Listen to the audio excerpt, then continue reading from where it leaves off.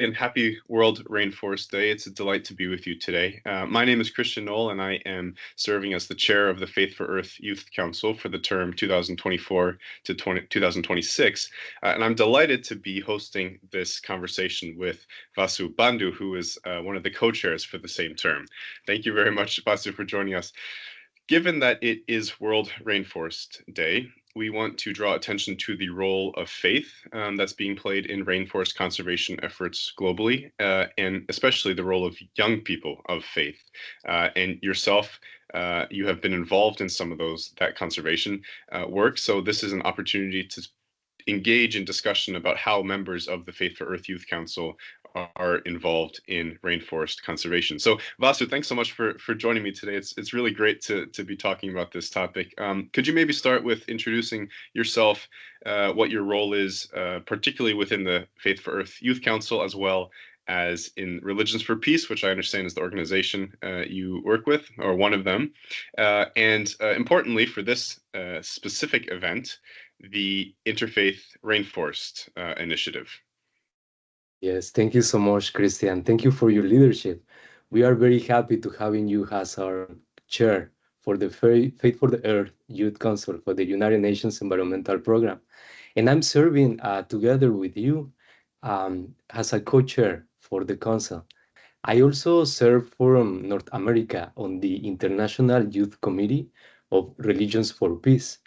Religions for Peace is a multi-religious response and organization putting together the diversity of religions to working for peace. We have more than 100 national interreligious councils in 6 regions, and we work together with all diversity of religions.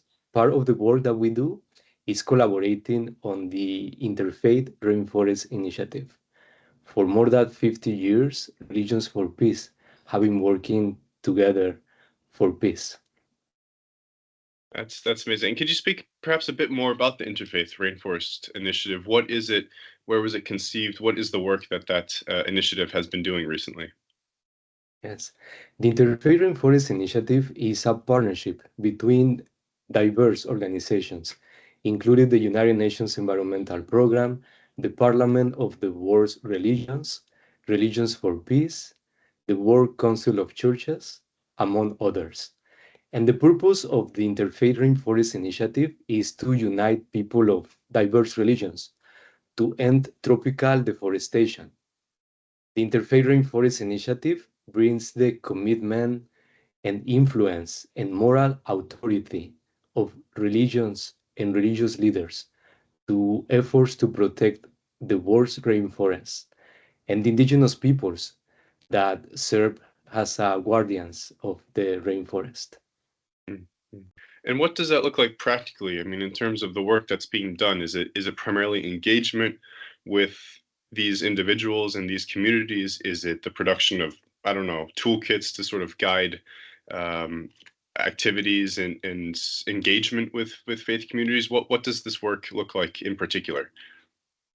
What we do is to provide a platform for religious leaders to work hand in hand with indigenous peoples, governments, civil society organizations, and businesses on actions that protect the rainforest, they safeguard the indigenous peoples that serve the rainforest. We provide different resources, including toolkits, to connect the interconnection and recognize the interconnection between religion and the protection of the environment, of the rainforest. It's fascinating. And in your work in producing specifically these toolkits, what support have you received or what engagement have you had from faith leaders in these communities, but then also globally? Yes. So part of the partnership, we work specifically on Brazil, Colombia, the Democratic Republic of Congo, Indonesia, and Peru.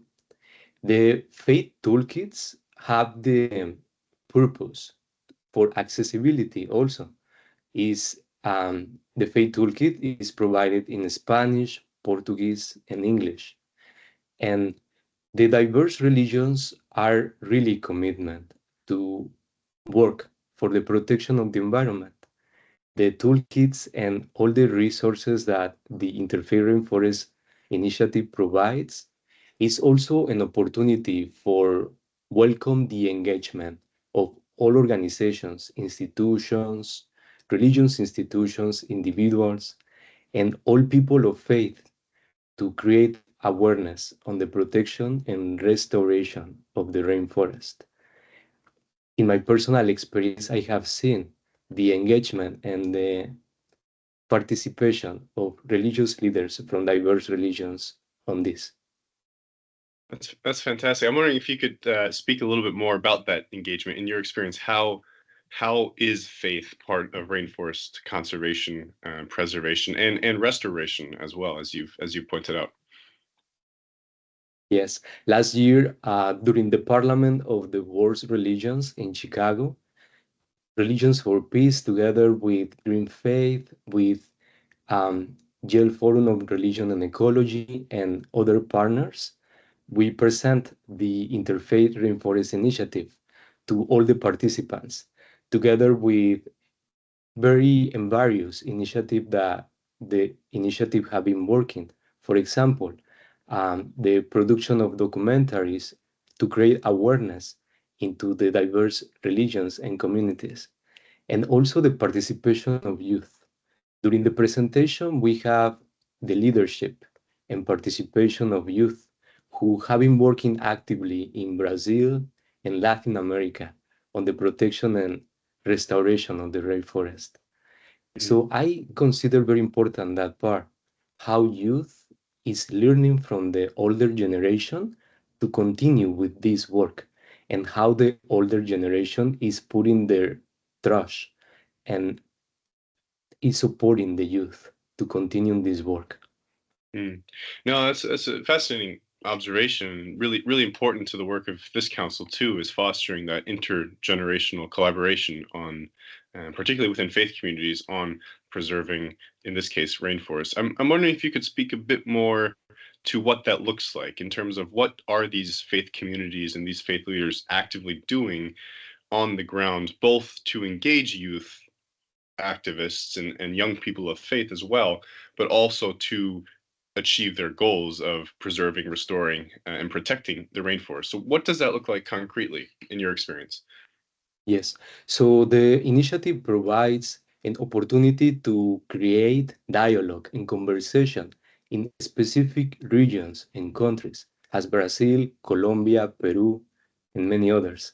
So, what the initiative in this partnership provides is a platform for religious leaders and institutions to connect with each other, to have a dialogue, and to create commitment and concrete actions that they can do. So, both in person and virtually, there is a continuous conversation. So, this platform provides that opportunity to create awareness, to create dialogue, to promote the partnership among diverse organizations, too, among diverse approaches. From Religions for Peace, we provide our experiences for 15 years old on working with religious institutions, but there is also more partners who work with grassroots organizations and other kind of approaches. Wow, that's amazing. So, a lot of this has to do with facilitating dialogue, keeping people in touch with one another, and in some ways, exchanging best practices and engaging in discussions about what we can do to preserve and protect these rainforests. I'm wondering if you could talk a little bit about concretely again what young people have been doing in these areas where you've been working. So we've talked about faith leaders and how the initiative creates a space for dialogue. But what are young people doing in this kind of work, protecting, preserving, and restoring rainforests? Yes, for example, in Peru, in Latin America, there has been the initiative to coordinate a working group dedicated to defend the Amazon. So we have different leaders who are locally in Peru and Latin America who have been welcoming and providing the opportunity for creating the leadership of young people, for creating this commitment and to articulate how to defend the Amazon and how to present these collaborative initiatives to stakeholders. So to create a plan, an action plan for present this to stakeholders. Interesting. And so what might that action plan entail?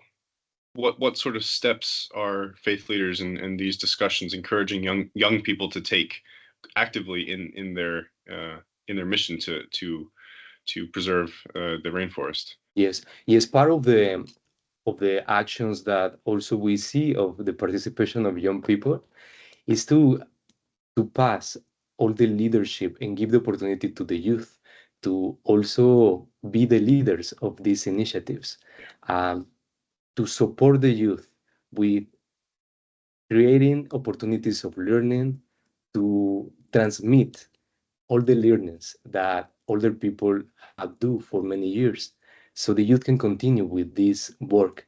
So to having youth in position of leadership. That's really interesting, and a lot of what you're talking about has to do with, again, intergenerational cooperation, but concretely and specifically the transferal of knowledge and practices and ideas about how to best achieve the goals of what it is all generations are working towards, which is in this case, as I've mentioned, to ensure that the rainforest is healthy.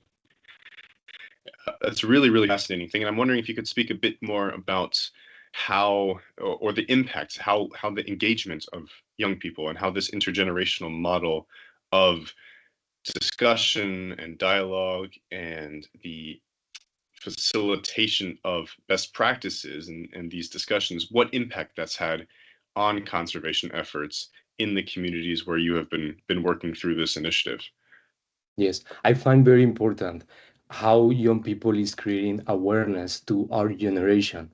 And as you mentioned, to create a multi collaboration with older generation and intergenerational collaboration, because we need from each other and we have sometimes specific ways to approach to create awareness in different ways. So something that we have been working also on Religions for Peace that is part of these outcomes that we have been doing is a documentary that is called Guardians of the Rainforest. This documentary highlights the important work that indigenous peoples do for protecting the environment and reminding ourselves and giving us inspiration for action and solidarity with indigenous peoples. And I also feel very important to highlight young people from indigenous communities who are leaders on this initiative to create awareness. Mm. So a lot of this work is about creating awareness and drawing attention to these issues that may otherwise not be observed or discussed on the global level, but also on the national level. That's really excellent. I'm wondering if you could speak a bit more to the role of specifically now young people of faith. What role does faith play among young people, particularly in these indigenous communities, but more broadly as well, in the work around the rainforest? Is faith an central aspect of that? And if so, how is it? How central of an aspect? What role does it play in this work? Yes, personally, I feel that faith is a beautiful inspiration who gives us the motivation to continue working on this. Faith sometimes could be the motivation that we find every day to continue working on this. For me personally, as a Buddhist monk, has been very important to recognize the interconnection. Part of the teachings that we have in Buddhism is the interconnection and interdependence of everything that is around us. When we wake up, we see the environment, we breathe the earth, and we recognize that it's not just the environment, but is also us. The environment is also part of us. So that interconnection helped me and inspired me to every time that I'm breathing to recognize that I need from the environment and that I'm part of the environment. that we are in a continuous situation of interdependence, and we are collective species, that we impact everything that we do, have a impact in everything that is around us. So for me, the interconnection and intersection between faith, young people, and the protection of the environment, I think is a perfect alliance and connection for inspiration and creating a profound and deeply appreciation of our commitment to protect the environment. It's not something that happened temporally, but is also transcendental. Mm, mm.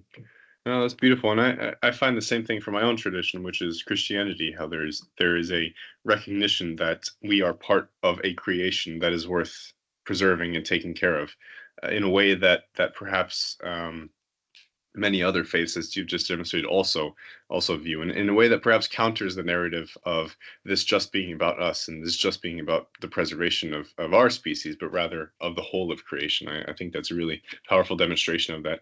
How how have you encountered these narratives and these imaginations and these discussions in rainforest conservation? Is this something that is evident in these communities as well? And how is that impacting the work that's being done to preserve the rainforests? Yes, part of this awareness is the intervene, that we are interconnected from each other and to each other. So specifically for the Rainforest Initiative, we have been working, we work with three different languages, Portuguese, Spanish, and English. So part of this has been also the accessibility, to encounter the accessibility and to help the communication between people, local people and grassroots from different regions and different countries. So this platform, the initiative, is a perfect way to provide Mm, the opportunity for them to connect with each other, also to learn from each other the local experiences that they have, because sometimes work specifically for each country with specific conditions that they have for policies and environment conditions. mm, mm. So it's connecting with these communities in ways that are accessible to them, whether that be through their spiritual beliefs about the rainforest, through their languages, through different ways. That's what the purpose of this initiative is often about, and then in translating that knowledge of how to do that to younger generations. I think that's fantastic and a great way to do and go about this preservation work. The final question that we have, and that I'd love you to touch on, is how can young people of faith get involved in this work? What are concrete things that you recommend to young people of faith who are looking to get involved in rainforest conservation, protection, and restorations, perhaps specifically, but then also more broadly, environmental protection? Yes. So, in my experience working with and collaborating with Interfaith 11 years ago, when I was 18, I started working for interfaith collaboration and together with the protection of the environment and now with the rainforest. So for me, my recommendation is to learning from each other, to open our minds, our hearts, to learning from each other, and also to older generations to give us the opportunity and give us their support for us to be part of the leadership of these kind of initiatives. I think that working for the environment through multi-religious collaboration is a profound and deep appreciation of our interconnection and interdependence. So my recommendation is that we don't need to be a expert of everything, but we could have a profound and beautiful intention to protect the environment and to open our minds and hearts to learning from each other. There is always many things to learn from each and all diverse religions. So part of this platform is the providing the toolkits. The toolkits for me are very special because create the awareness specifically on the theology of each religion and how to approach how to create language of awareness for the protection of the environment. Mhm. Well, thank you so much, Vasu. It's been lovely to chat with you and to hear more about your work with rainforest preservation, particularly in the context of the Faith for Earth Youth Council. We look forward to talking more about how we can work together to preserve rainforests, and then more broadly, how we can work together and use our spiritual traditions, our faith traditions, our beliefs, and our concrete resources and experiences to collectively work between generations and among each other to further our environmental goals. So thank you very much for taking the time today, and look forward to speaking soon. Thank you so much, Kristian.